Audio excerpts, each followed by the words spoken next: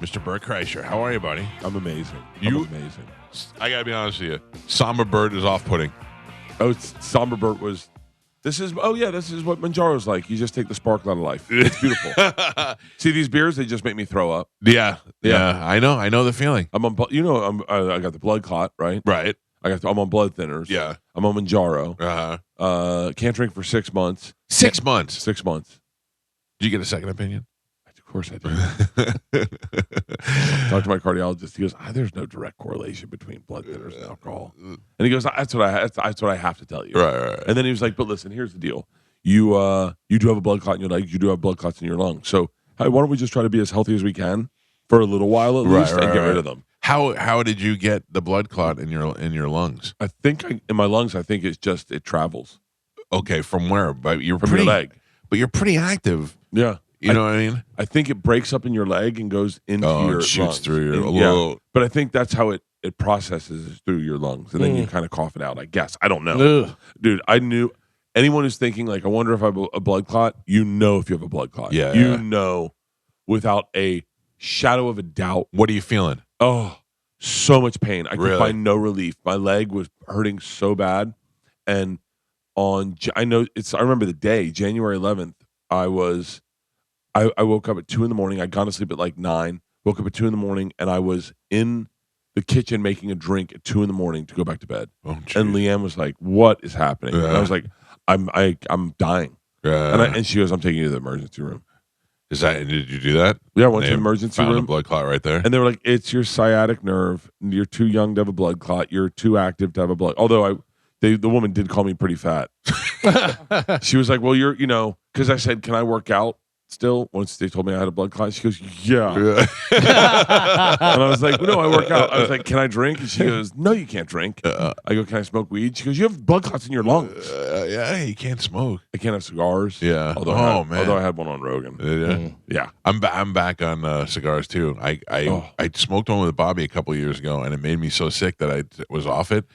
But then we were hanging out in Sarasota a couple of weeks ago, and I'm like, you know what? Let me just try again. And now I'm back. They're so Tatuajes. enjoyable. Tatuaje is one of my favorite. Padron, I have 9-gallon bags full of cigars in my Really? bus. Yeah. Oh, Because people give me cigars all the time. Here's the worst, though, is that like 6 months, and then everyone's like, "Well, if you quit drinking for 6 months, you may not start back up." I have a timer set on my phone. I really have a timer. Countdown. Countdown timer. It is 5 months, 12 days, 15 hours, 55 minutes, and 34 seconds. Will that be the longest you've ever gone? without? Yeah. Yeah. Besides when you were 3 to 4 years old. Until I was like 14. Yeah. I did 14 years one time. wow. Yeah. 14 years. Can I tell you that you look great now? Thank you. Free Bert was the fattest I've ever seen you. Did you do that on purpose? Yeah, I gained weight for the project. Yeah. I'm a method actor. Yeah. I mean, like you were all belly in that show. It works so well. It works well in the show. Yeah. Well, my buddy Tony Hernandez, you'll meet him. He's there tonight. He's the producer of it. He grew up in Tampa too, and I was going to do a cleanse and then not drink during the entire production. And he was Right. like, "I got to be honest with you." He was like, "We can't really tell if you're fat or not." And he's like, "You always look fat, so like, don't like kill yourself for this role. It's you." And so it does work well that I'm fat. It does. It does great because you look great now. Yeah. Compared to what you look like on the show. 40 pounds. Yeah. It just looks like it adds so much to the character. Fat is so much funnier than skinny. Yeah. It really is. Like I was looking at one of Tom's old specials, and Tom Fat Fat Tom. is so relatable. Yeah. He's like, you're like, "I'd love this guy," and then Skinny Tom, you're like, He's elite Tom. It's weird because I don't see. I went through the transition, so I never really saw him like lose the weight. Right. But now I look at him, the two difference. I mean, he was so fat. He was on the Manjaro before anybody. Oh, he was the first one to tell me about it in like 2020. He was doing. I remember during the pandemic. I was Yeah. like, "What the hell?" And you're like, Manjaro. We didn't even know how to say it at the time. When we saw that picture of you guys at the race, at the NASCAR thing and stuff, I thought it was fake. I didn't think that Tom was that skinny. That was insane. Yeah, he was on it. He was an early adapter. He's always an early adapter to everything. He got on testosterone first. He got on to Ways to Well first, like our health clinic. Yeah. Yeah, he's But I think breaking his knee and breaking his arm really scared him. Yeah. So I think that's what happened. He was all of this. You cannot write off how much a traumatic event affects you, and that happened, and he lost his dad like within the same year. Oh, geez. And then he was like, and that's how we got this guy. Weird thing. Last year, I'm on a cruise with my family, and I'm sitting out in like they have like suite areas and stuff, and I'm sitting out there, and I look over, and I'm like, why does that woman look familiar to me? It was Tom's mother. Oh, no way. Yeah, she was on the cruise, and I thought, I was like, what? I'm going to say, and then I thought that's the most ridiculous thing to bother this woman and be like, I bet you Shorty sees me looking at her and is like, oh, another one of these morons. She's hysterical. She's great. She is. I mean, the two of them together. Yeah. Domi, I need nice clothes. His bit about her taking the gummies and giving her extra gummies. It's one of my dad's favorite bits. Yeah. Wish I had a funnier bit than that, but my dad takes gummies and you can't talk to him anymore. He took gummies. We had to have an intervention and be like, yo, you got to slow down on the gummies when you're in LA. Yeah. Because he would take a gummy. He would take gummies throughout the night, not realizing what time it is. Yeah. He's like, I got to go back to bed. I'll take another 10 milligrams. And he's taking it at 4 a.m. Meanwhile, he comes out at 8 a.m. And he sat down with me outside one time and he's giggling to himself. And I'm waking up having coffee. And he goes, do you remember the guy? Who is the guy he worked at the junkyard and you weren't supposed to talk to him? And I went, oh, we didn't know anyone that worked at a junkyard, Dad. And he goes, no, Leroy? Leroy Brown? Big I go, bad Leroy. bad Leroy Brown. He goes, yeah, what's he doing? I was like, Dad, that was assault. And he goes, I want to take gummies with your dad. I started taking them before I go to bed. Yeah. And I don't even have a problem sleeping, but I was like, let's just try it. Now I love it so much. But the only problem is I've been waking up at 1 o'clock in the morning and just eating whatever's in the refrigerator. It gives me the munchies like crazy. They have drinks. I was doing the drinks. Yeah. I can't do anything right now. They're like, you can't do gummies or anything because we don't want you inebriated because you'll fall. And if you fall, you're on blood thinners. Yeah.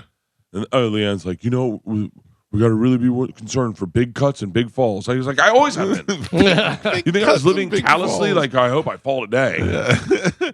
I'm very concerned that that TV Isla is going to grow up before season 2.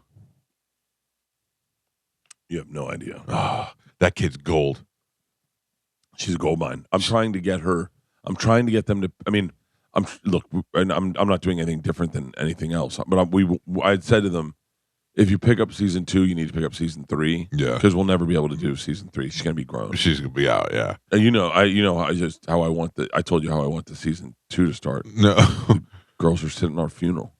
Oh, told you that, right? No. No, you told us about time travel. Yeah, girls are sitting at our funeral. Oh, so that's it. Okay, I got That's how I want it to start. I mean, listen, I want it to start. The girls are sitting at our funeral. Priest is up there, and he's like, Bert and Leanne were loving parents.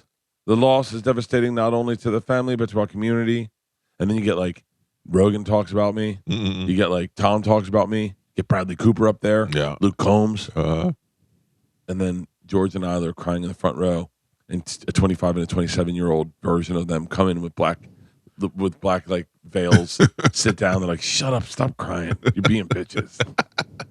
Cheer up, we can fix this. You just got to trust us. Like they're Phineas and Ferb.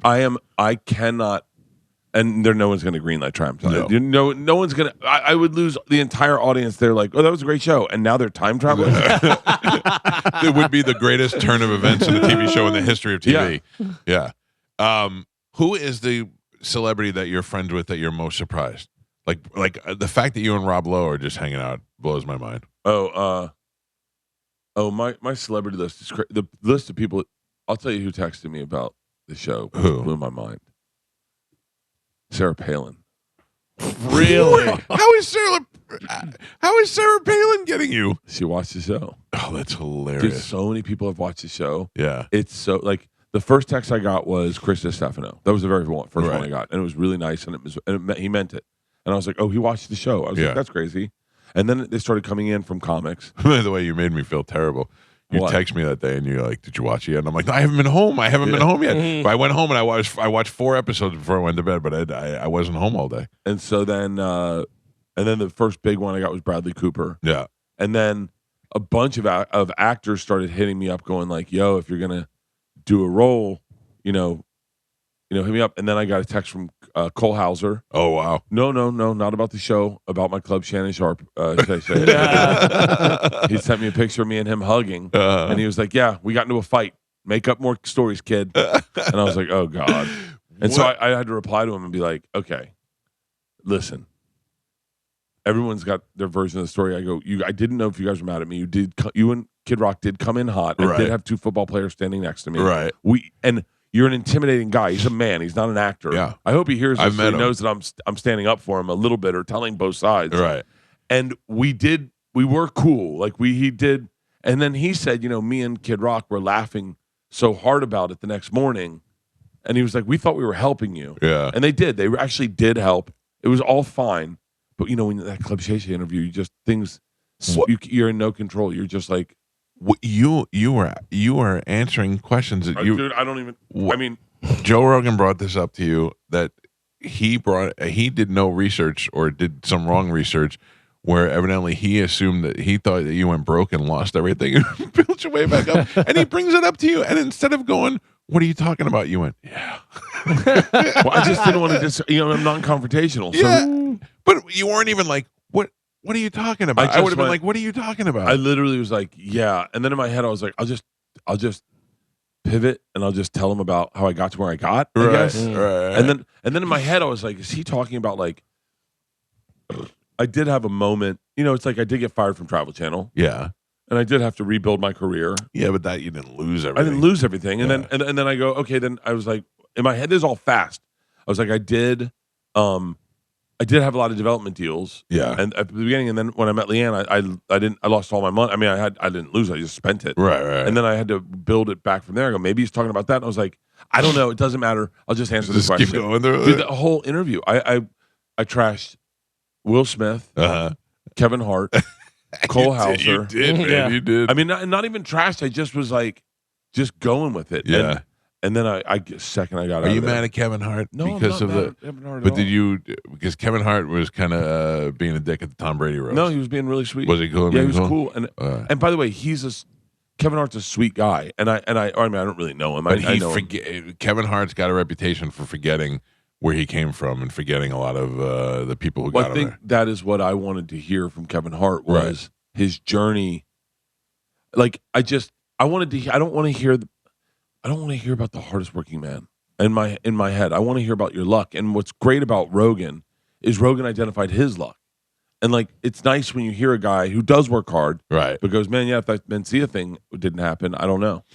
And then and like Burr doesn't love the Boston or the Philly rant, but like it was nice to hear Burr, to Joe go, yeah, when that Philly ran off, we all were like, wow. Right. And then he's got a body of work to speak for it. Right, but that was the thing that you brought that to us. You first time early on this show you like, have you seen this? Have you seen this?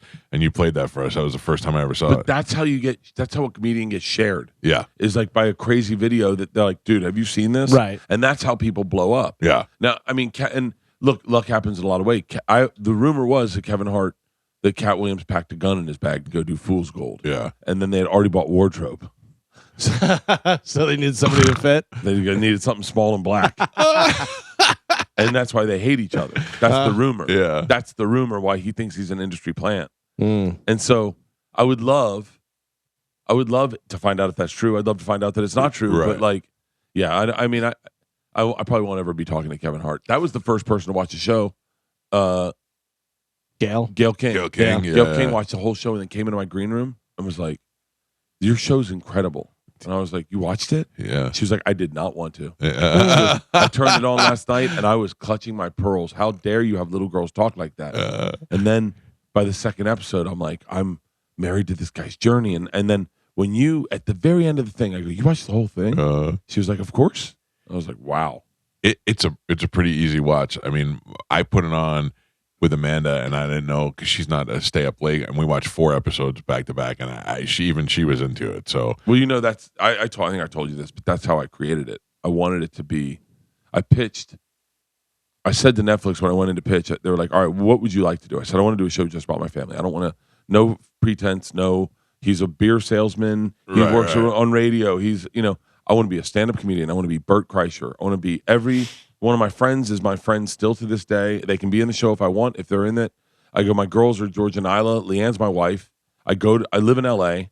I want all of that. Right. And they're like, okay. And then I was like, but I want it to be like Slow Horses or Black Doves. Yeah. And they're like, do you mean the spy thriller? And I was like, yeah. And they're like, what's the spy thriller part? And I go, no, that's the show. It's gonna like at the end of that. When I watched Slow Horses with Leanne and Black Doves, at the end of the first episode, I looked at her and was like, we're watching all this tonight. And I was like, that's what I want to make. I want to make a show where at the end of the first episode, when Bert says his very last line, you go, oh, I got to see how he gets out of this. I got to at least start episode 2. Yeah. And then at the end of episode 2, you're like, all right, I got to see episode 3. And so but they weren't making that at the time. Netflix, they were for dramas. Yeah. But they weren't doing it for comedies because they were like, comedy's got to be episodic. Right. People can't, they want to tap in and tap out.